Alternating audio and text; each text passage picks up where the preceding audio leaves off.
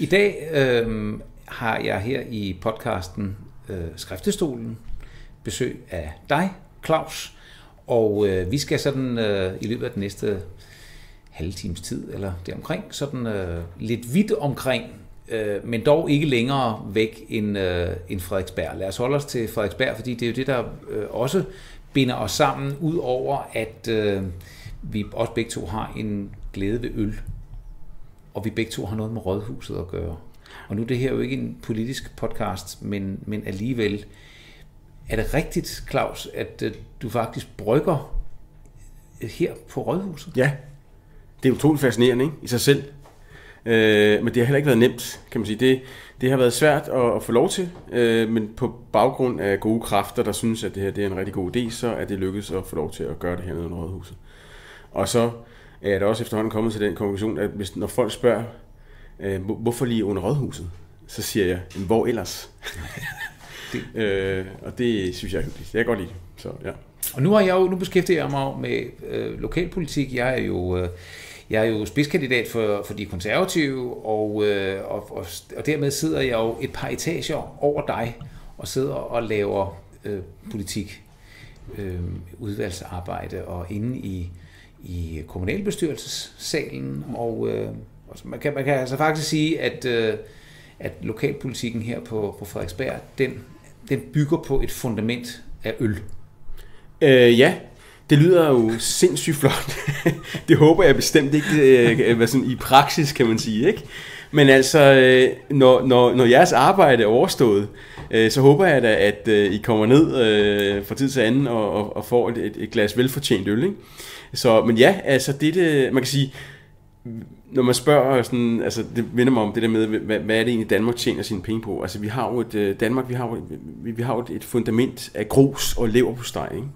Altså grus, det har vi rigtig meget i vores undergrund, og så leverpostej, det er simpelthen noget, der definerer os som nation, ikke, kan man mene, om man vil, ikke? Ja. Det synes jeg i hvert fald. Så ja, på den måde kan man godt sige, at øl er i hvert fald noget, der bringer os alle sammen for dem, der godt kan lide, og man kan også gøre det uden øl, men der er nu ikke noget som en god kop øl, der ligesom kan sætte den gode samtale i gang, ikke?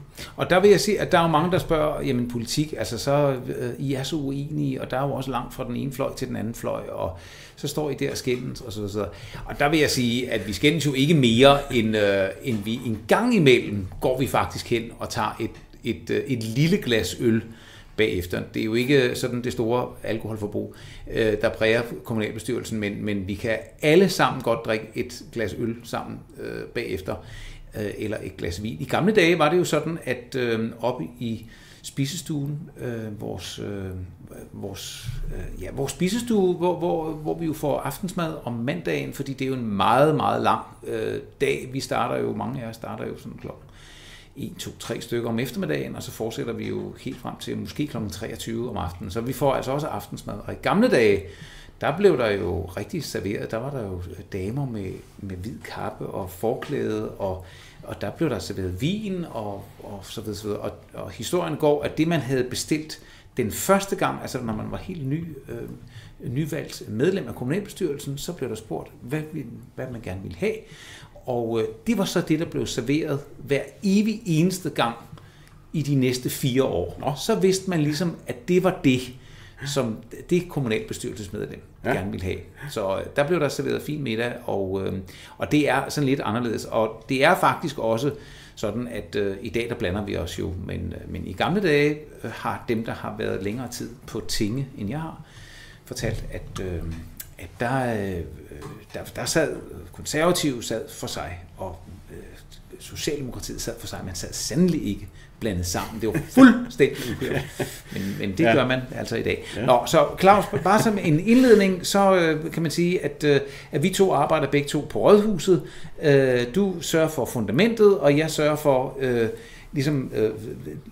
jeg er lidt oppe i højere luftlag. Ja, men man kan sige, altså det er jo det åndelige fundament, du sådan altså laver som dit professionelle virke, ikke? Kan man sige. Det er jo rigtigt. Jeg er jo faktisk præst. Du er faktisk præst, og man kan sige, der er også noget åndeligt i det med, hvis man sidder og drikker altså øl, og dem, der får for mange af dem, kan man sige, Gud forbyde det, eller hvad du nu plejer at sige. Der kan man sige, der er der også noget åndelighed, at man ligesom får åbnet op for nogle ting, måske, for til anden. Ikke? Altså nogle gange, der er jo nogen, der siger, at børn og fulde folk hører man sandheden. Ja, det vil jeg sige, det er jo ikke altid. Altså man hører også meget slud over, vil jeg sige, fra børn og fulde folk.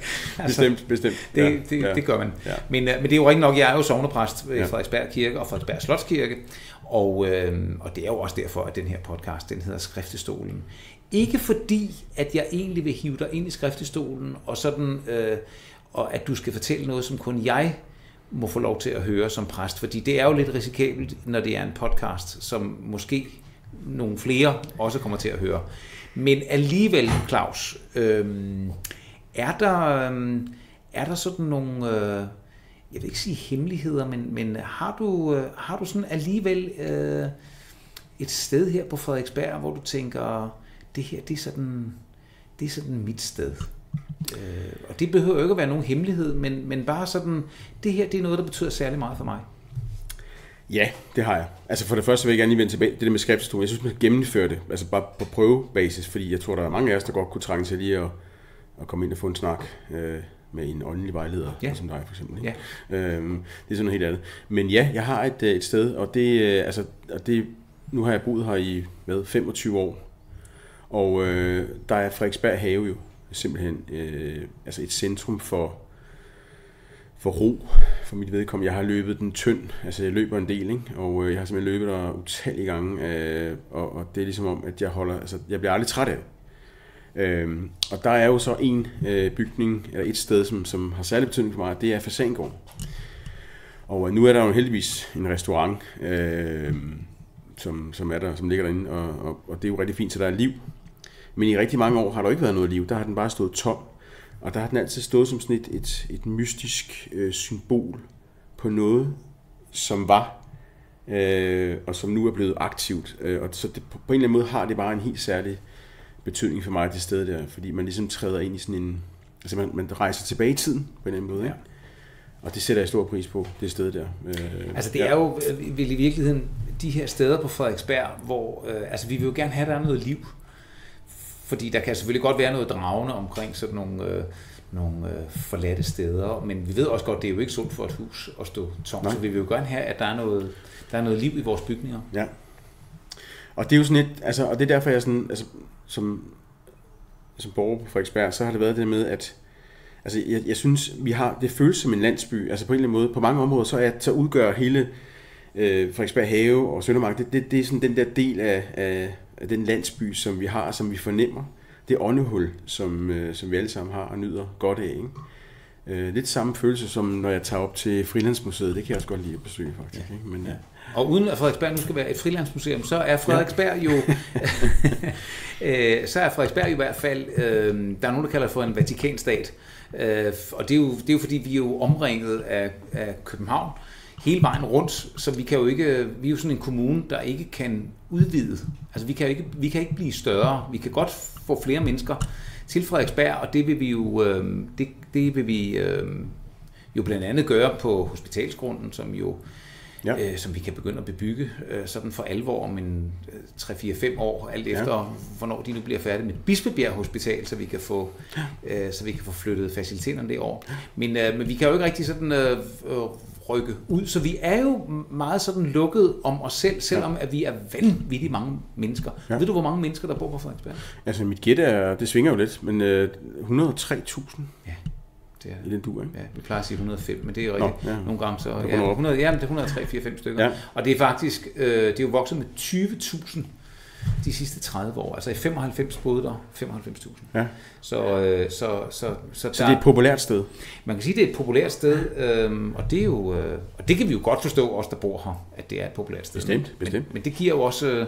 Det giver jo selvfølgelig også nogle udfordringer, fordi nu er vi måske nået grænsen, eller hvad tænker du? Det er jo Danmarks varmeste by. Ved du godt det? Ja, det er simpelthen Danmarks varmeste by, fordi varmen kan ikke slippe væk, fordi der er så stor boligmasse. Der er så, Lige den del har jeg ikke så meget at sige til, umiddelbart. Men jeg har godt læst, at det er Danmarks varmeste by, og vi har svært ved at komme Det må være dejligt, når man sælger koldt øl, jo. Ja, bestemt. Jamen altså, hvad var det egentlig, det første spurgte om? Det er jo i virkeligheden bare den her snak om, at Frederiksberg er den der landsby. Ja. Jeg synes jo tydeligt, man kan mærke det, når man kommer fra København, og når man så skal cykle hjem til Frederiksberg, at lige pludselig, det bliver mere grønt. Det bliver, der er en anden, der er stadigvæk en anden stemning. Ja, der er lidt mere ro på. Ja. Og uden at romantisere det med, at her hilser folk på hinanden og så videre. Men der er sådan vel lidt ligesom man kan fornemme på et af de københavnske brokvarterer, hvor man kan sige, jamen vi er Vesterbro, eller vi er Nørrebro, så kan man sige, vi er Frederiksberg. Og der er også en stor stolthed over at bo på Frederiksberg. Jamen, lige præcis. Og det kan vi jo godt grave lidt ned i forhold til sådan, for jeg synes godt, man altså som borger, og det er sådan lige meget hvilken politisk indgangsvinkel man har til byen, og jeg er kommunalpolitiker, så kan vi jo alle sammen godt blive enige om, at vi har noget helt særligt her på Frederiksberg, som vi skal værne om. Fordi det kommer jo ikke sig selv. Og der er jo først og fremmest, altså for mit vedkommende, en særlig tak til jer, som er kommunalpolitikere, for det arbejde, som I gør. For det kommer man lidt til sådan at glemme som almindelig borger, så at sige, ikke? Men I gør jo en kæmpe indsats, og det skal I jo have tusind tak for. Vil jeg gerne, på borgernes vejen, vil jeg gerne sige tak til dig. Jamen, så vil jeg gerne sige tak til dig for øllet. Jamen, det var der så lidt. Jeg synes faktisk, vi skal smage. Skal vi ikke smage på det igen? Ja, skål. Ja, det er en god øl, det er en god pilsner, det her. Ja. Hvis vi lige skal ind i skriftstolen igen, hvorfor blev du brygger? Altså sad du i skolen og tegnede på penalhuset og skrev Brygger Jacobsen og Lille Hjerte, eller hvad? Nej, dog ikke. Nej, altså jeg er uddannet lærer oprindeligt, så det er der jo flere bryggere, der åbenbart er. Jeg ved ikke, om der er en sammenhæng mellem lærer og ølbrygning som sådan, men jeg er uddannet lærer, og jamen, jeg har brygget øl her, hjemme i min lejlighed i 25 år. Jeg startede for 25 år siden, og dengang var det svært at finde noget, man kunne lave øl af. Så det var noget med at bore huller i en murspand og sådan at købe noget korn forskellige steder og sådan noget, ikke? Så jeg har virkelig været langsom, men det er fordi for det første kan jeg godt lide øl, og så min tanke for 25 år siden, det der med, altså tanken om at blive selvforsynende med øl, det synes jeg var meget tiltalende. Ja. Og det har helt sikkert ikke været lige godt alt hele vejen igennem, men så det har jeg holdt fast i, og så på et tidspunkt, jamen så for at gøre en lang historie kort, så tog jeg en beslutning i samarbejde med min kone, min hustru, at det skulle jeg da prøve at gå fuld tid på der, og så se om vi kunne få det til at fungere her på Frederiksberg, fordi at Frederiksberg altså fortjener jo at have et bryghus. Det synes jeg, det kan jeg godt lide, den tanke. Og jeg skal sige en ting, som faktisk er ret vigtig i den sammenhæng, fordi grunden til, at vi hedder Frederiksberg Bryghus, og ikke et bryggeri, det er også noget med størrelsen at gøre, har jeg hørt nogen sige, ikke? Selvom det ikke handler om størrelsen, det har jeg også hørt nogen sige. Så er det fordi, at vi har rent faktisk haft et bryggeri her på Frederiksberg, der hed noget med Frederiksberg. Det hed Frederiksberg Bryggeri, og det lå lige herovre på den anden side på Lampevej, nærmest det areal derovre. Og over ved Hovedvej? Ja, det nuværende Hovedvej, ikke? Og det lå der fra, mener jeg, det 1882 til 92. Jeg har faktisk nogle billeder, man kan også gå ned og hente det ned på Lokalhistorisk Arkiv, hvor man kan se det her bryggeri, der ligger med hestevogn, der holder i kø for at få tønder op på ladet og køre ud til kunderne og sådan noget. Så blev det opkøbt af et bryggeri, sådan konglomerat på det her tidspunkt, jeg ikke husker, hvad hedder. Så respekt for de her drenge, der bryggede dengang på Frederiksberg Bryggeri, så havde vi bryghus. Men det der udtryk, der hedder standing on the shoulders of giants, det er jo så i vores tilfælde dem, der ligesom var giganterne og vores helte, ikke? Ja. Så det og i rigtig gamle dage, der skulle man jo simpelthen, altså øl var jo ikke bare til fornøjelse, det var simpelthen, du kunne jo ikke drikke vandet. Nej. Så der skulle man simpelthen have noget øl, så derfor så var det jo alt og alle. Bestemt. Men altså... så det er en kort historie. Ja, der er en gammel W.C. Fields film, der hedder Øllet blev hans skæbne. Yes. Nu er vi jo meget langt tilbage, også før din og min tid, fordi der var vi tilbage i 30'erne eller sådan noget. Ja. Men øllet blev faktisk lidt din skæbne. Ja, det må man sige. Ja. Og det positive ved det, altså en ting er at lave øl, og levere til Frederiksberg og andre fine kunder, vi har rundt omkring uden for Frederiksberg også, så er det jo også en mulighed for at møde en masse spændende mennesker, som har det til fælles, at det at fortælle en god historie over en kop øl, det kan man altså bruge rigtig meget tid på. Og faktisk, nu nævnte du selv W.C. Fields øllet blev hans skæbne. Det var faktisk også det, som Hugo Vandet, ære være hans minde, han altid sagde til mig, når jeg mødte ham. Og øllet blev din skæbne, Claus. Ja. Ja. Så der Hugo Vandet, som sad i kommunalbestyrelsen i mange, mange år, og som endte med at sidde i ældrerådet. Ja. Altså jeg har også en svaghed for øl, må jeg sige, og jeg hilser jo meget velkommen der, den revolution, kan man jo sige, der kom i Danmark for, eller ikke revolution, det ved jeg ikke, men en genkomst af de små bryghuse, de små mikrobryggerier, fordi der var jo engang, altså i min ungdom, der var der Tuborg og Carlsberg, og så kunne man få en torøl, hvis man var i Jylland, og så var der noget Hancock og sådan noget, men det var de der store bryggerier, ikke? Vestfyn og Albani hjemme på Fyn, hvor jeg kommer fra, der kunne man få Albani. Sagde det godt, lad os lige skåle på den.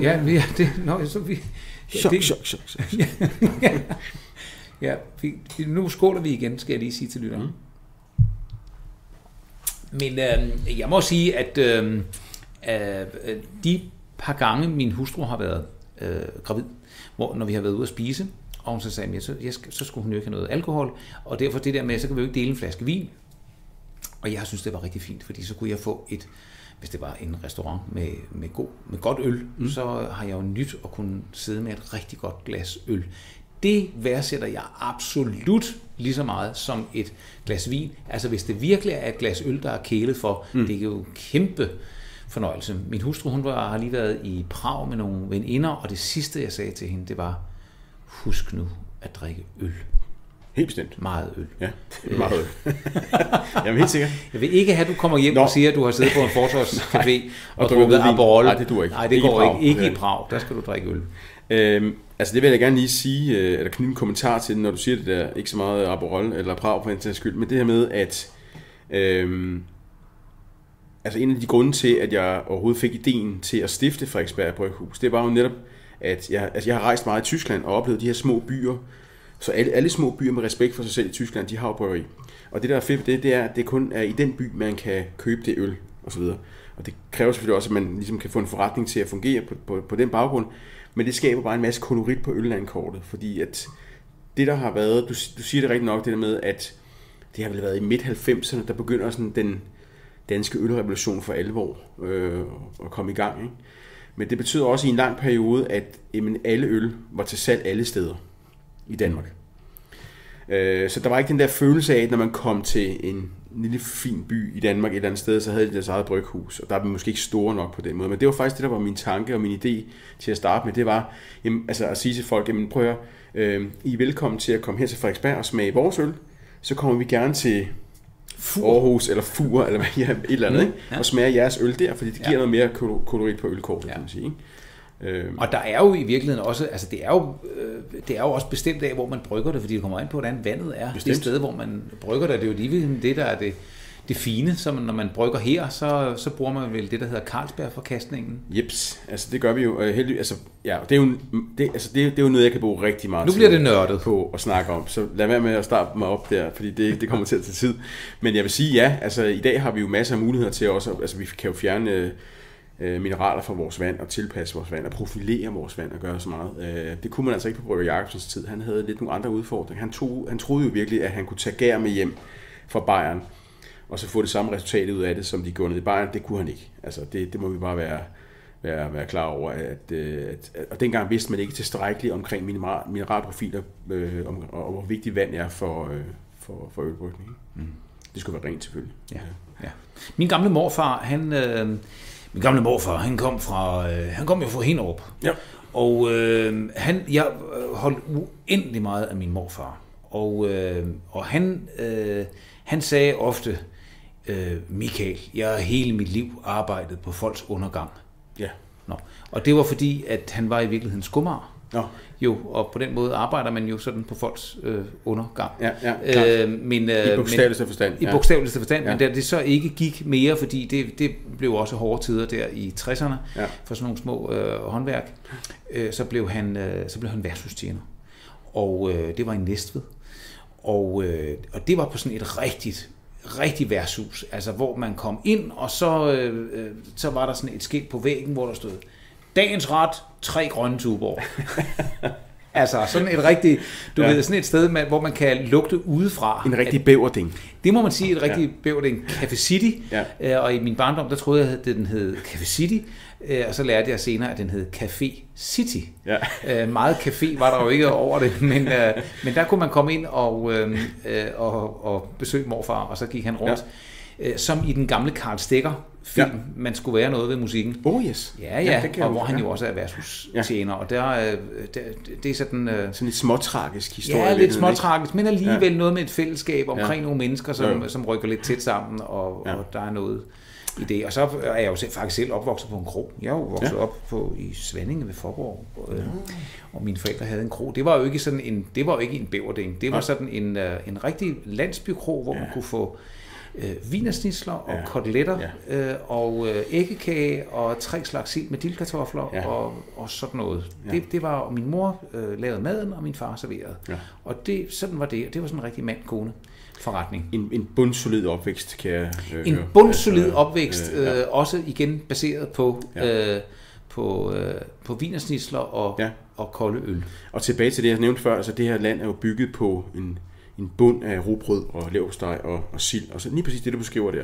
Altså det er jo min ultimative favorit, altså spisetype restaurant, det er sådan et kromad, god gedin dansk kromad på den måde. Ikke? Ja. Man kan måske stadigvæk opstøve en gammel bog af Georg Kringelbach, som var sådan en, der tog... Han var madanmelder, Georg Kringelbach, og vel højst sandsynligt gammel kok.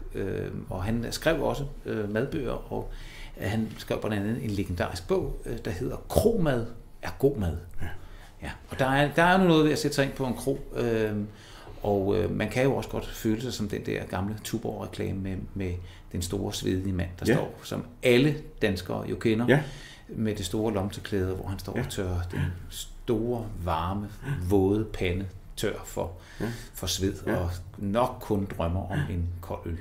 Men også bare fordi, når du siger det på den måde, så går jeg også fra, at det er forbundet med tryghed for de vedkommende. Altså, for jeg husker det jo også sådan i forhold til mine bedsteforældre og sådan noget, ikke? Da jeg var barn, sådan med, at det var sådan det der danske frokostbord, altså sådan med øl og snaps, og med fiskefiléer og mørbrad og frikadeller og alt det der. Det var sådan et sted, man følte sig tryg, ikke? Ja. Så det er også noget, der udgør sådan en del af vores danske kultur, uden at man skal have en politisk præference og knytte på det. Det er der mange, der gør desværre i øjeblikket, men det der med, altså det gode danske frokostbord, for eksempel, nu bliver jeg helt frisk på det, når du står og siger det. Jeg kan se, at der er jo små sild, der danser rundt i øjnene på dig. Ja, faktisk. Og så er det også, fordi jeg heller ikke lige har fået noget at spise nu. Så på den måde kan man sige, at det lyder som et trygt barndomsminde. Absolut, og jeg giver dig ret, det er jo ikke fordi, man behøver at have det på UNESCO's verdenskultursarvsliste, altså dansk rugbrød med det synes jeg da bestemt godt, det man kan. Ja, men der er i hvert fald noget, vi har her, og jeg synes, at det er dejligt, at du ligesom vil bidrage til det særlige frederiksbergske, ved at sige, jamen så skal vi også have en særlig frederiksbergsk øl. Ja. Hvor kan man købe den sådan rundt omkring, Claus, hvis man nu efter den her podcast tænker, jamen den øl, det skal jeg skal da smage, hvad det er for noget. Altså kan man købe den i supermarkedet, eller skal man på restaurationer, eller hvad? Nej, altså det kan man også. Man kan også, her på restauranten hernede under Rådhuset, Rådhuskælderen, der kan man få vores øl, og så kan man også få det på Fasangaarden, som vi talte om tidligere. Det klinger selvfølgelig lidt hul, når jeg anbefaler restauranter, hvor mit øl er, og det er så også tilfældigvis der er må du gerne. Det må jeg gerne sige. Men altså, det er ikke desto mindre tilfældet. Og så kan man så også købe vores flasker hos faktisk Alma, har vi vores flasker hos, og Menu i Domus Vista, og forskellige andre steder. Og vi har masser af dem, så vi har virkelig, oprustet herop mod julen. Ikke? Den starter jo allerede, julehandlen starter jo 1. november, så der kan vi godt levere til folk. Og så er man også velkommen til at skrive en besked herned til mig i Bryghuset, om at man gerne vil købe en øl. Alle er velkommen. Nu skal vi runde skriftestolen af, men skriftestolen, det er jo sådan lidt med hemmeligheder, og nogle hemmeligheder vil man jo gerne ud med, og andre hemmeligheder siger, nej, der er lige præcis en god grund til, at det er en hemmelighed. Kan du holde på en hemmelighed? Det kan jeg godt. Hvad var den så? Nej, okay. Men så bliver der ikke sagt mere, fordi jeg kan godt holde på en hemmelighed, så du får ikke at vide, hvad hemmeligheden er. Men det er sådan noget helt andet. Men, så nu bestemmer du jo selv, Claus, om du vil svare på det her. Ja. Men hvad er hemmeligheden ved et godt glas øl? Jamen, det er et godt sidste spørgsmål. Er tiden allerede gået? Det var da utroligt. Det er fordi, at man er i godt selskab, så går det hurtigt. Altså, det er der jo mange forklaringer på. Men en, jeg virkelig holder fast i, det er, at øl smager først og fremmest godt i godt selskab. Så når vi står her og taler sammen og har en samtale, så smager det bare godt. Og sådan har jeg det generelt med øl i almindelighed. Man skal prøve at snakke mere med hinanden, i stedet for at snakke om det øl, man står og drikker. Så på den måde er jeg en atypisk brygger, kan man sige, fordi at, jeg snakker egentlig ikke så meget om øllet, når jeg holder ølsmagninger. Jeg snakker mere om sådan historien omkring bryghuset, og hvordan øl opstod, hvordan er det kommet, altså hvordan det opstod det her med ølbrygning, og historien om, hvor skal vi hen og frem og tilbage. Og jeg kommer meget hurtigt til netop at tale om de her ting, der omhandler det at bo på Frederiksberg og være glad og stolt over at bo her. Fordi det fylder mere. Det synes jeg er mere interessant, end at snakke om øl. Men når det så er sagt, så kan jeg da godt knytte nogle få kommentarer til, hvad der skal til. Og det er den, vi står og drikker nu. Det er ikke helt tilfældigt, at vi står og drikker den. Og det er, fordi min yndlingsøl er faktisk pilsnerøl. Rådsøl. Skal vi lige prøve at smage igen? Bare lige for at minde os om, hvordan det smager. Og det er fordi, at pilsneren er en ingrediensmæssig simpel øl. Der er pilsnermalt i, og så er der humle. Så det er sådan en simpel øl, men som smager helt utroligt meget. Og alle kan være med på den. Så det er egentlig sådan generelt, derfor jeg har valgt den som en yndlingsøl, og at jeg generelt synes, at det smager bedre, når man er i godt selskab. Så det gode selskab, det er det, der er humlen? Ja. Det var godt sagt, ja. Godt. Claus, tak fordi at du ville være med, og så lad os lige skåle en sidste gang. Tak fordi I var. Skål. Skål. Ja, den er god. Ja, det er den også.